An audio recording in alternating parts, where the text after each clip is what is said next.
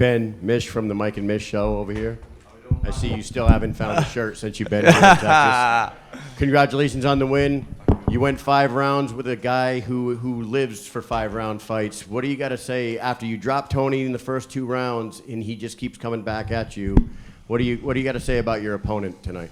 Listen, I've got nothing but the utmost respect for Tony Soto. He is one hard man. Listen, I've put people away with shots less than that before. He's got a granite chin, you know, he keeps coming and coming. And there was an interview before the fight where I said he wouldn't be able to take the punishment I had to shout. Listen, fair play to him. He's one rough and tough man. I have no doubt he'll come back stronger. I was the better man on the night. And all I will say is, if I had a full camp, I would have put him out in the first round. I wholeheartedly believe that. I'm here on 8 days' notice. And I've won the world title on 8 days' notice, I believe.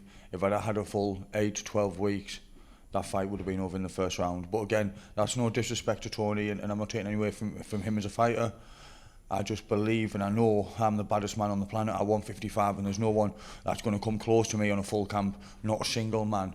Not Franco, not Palomino, not no one. I'll wipe them all clean out in one single round on a full camp. Follow-up question there. When you guys were waiting for the decision, did you know 100% that you won that fight when it ended? Brother, I knew. I'm a bad man. I knew.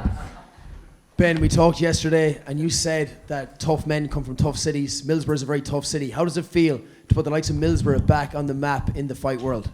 Brother, listen to me.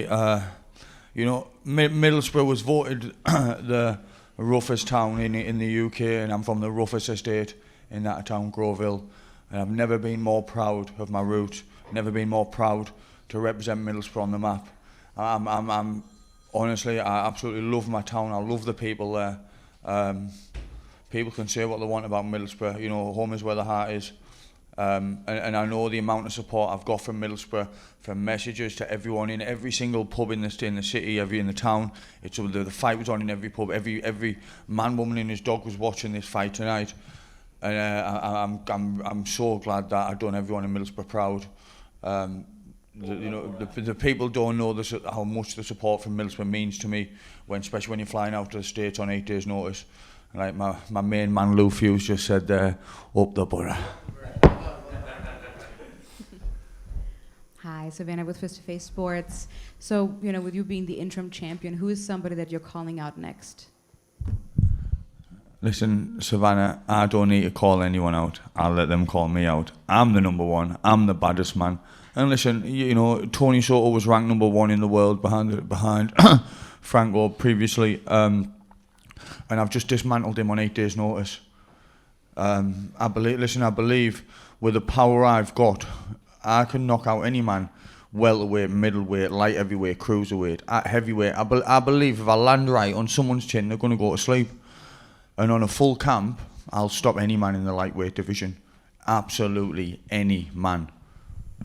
Ramiro right here with Story of the Fight podcast. First off, congratulations on the victory. Thank you.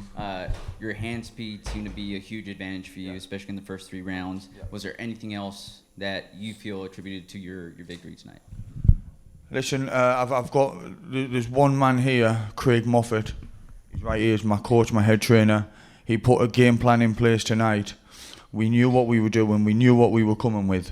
And I executed that game plan down to a T, and that's why I'm sat here now. Without that man, without Gary Fox, without Lou Hughes in my corner tonight, I probably wouldn't be sat here. You know, the way I look at it is like this.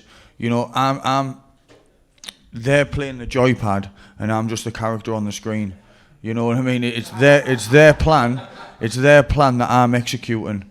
Yeah, and if I do it right and I do it well, I trust my life in the hands of these people. And if they're telling me to go do something, then I'm going to go and do it, believing that I'm going to win. And tonight I proved that's right.